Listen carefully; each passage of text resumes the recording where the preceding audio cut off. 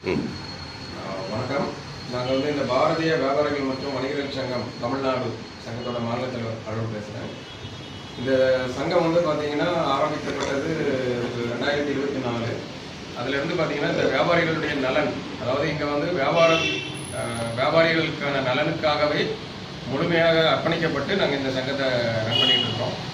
இது தமிழகம் முழுவதும் எந்த அரசியல் இயக்கத்திற்கும் இல்லாமல் நாங்கள் இதை நடத்திட்டு இருக்கிறோம். இதில் பார்த்தீங்கன்னா எங்களுக்கு இன்னைக்கு கன்னியாகுமரி மாவட்டத்தில் 2000 உறுப்பினர்களும், மாநிலம் முழுவதும் ஒரு 10,000 உறுப்பினரும் இருக்காங்க. தமிழகம் முழுவதும் இதற்கான வேலைகள் நடந்துட்டு இருக்கு. இதில் பார்த்தீங்கன்னா இப்போ எங்களுக்கு முக்கியமான ஒரு கோரிக்கை என்னன்னா,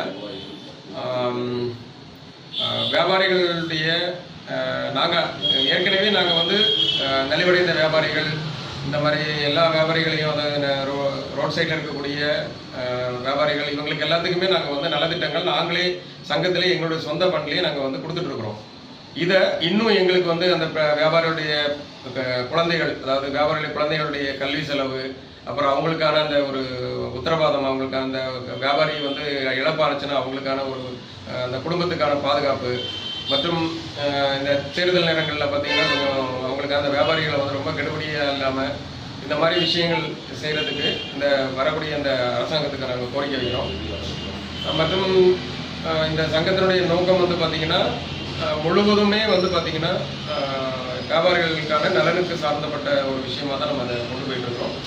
இதில் பார்த்தீங்கன்னா எங்களுக்கு இந்த அமைப்பு முழுவதுமே இன்னைக்கு எங்களுக்கு இந்த கோரிக்கைகள், அதாவது ஒன்று நடைபாதை வியாபாரிகளாக இருந்தாலும், இந்த பிரிவு உதவியாக இருந்தாலும் சரிதான், அப்புறம் இந்த கடைகள் வைத்திருக்கக்கூடிய நலிவடைந்த வியாபாரிகள் மற்றும் பெரிய வியாபாரிகளுக்கே நிறைய பிரச்சனைகள் இருக்குது ஒவ்வொரு இடத்துலையும்.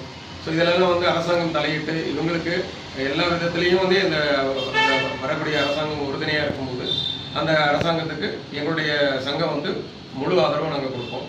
அது எந்த அரசாங்கம் எங்களுக்கான இந்த கோரிக்கைகள் எல்லாம் எடுத்துக்கிறாங்களோ கண்டிப்பாக நாங்கள் இந்த வரக்கூடிய இந்த தேர்தலில் எங்களுடைய சங்க உறுப்பினர்களுடைய ஆதரவு முழுவதும் நாங்கள் அந்த அந்த கட்சிக்கு நம்ம ஆதரவு கொடுப்போம்.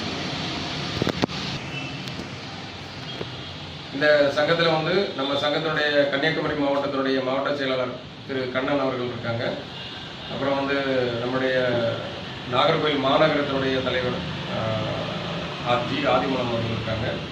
இந்த சங்கத்தினுடைய அகஸ்தீஸ்வரர் ஒன்றியத்தினுடைய துணைத் தலைவர் பாலசாமி அவர்கள் இருக்காங்க.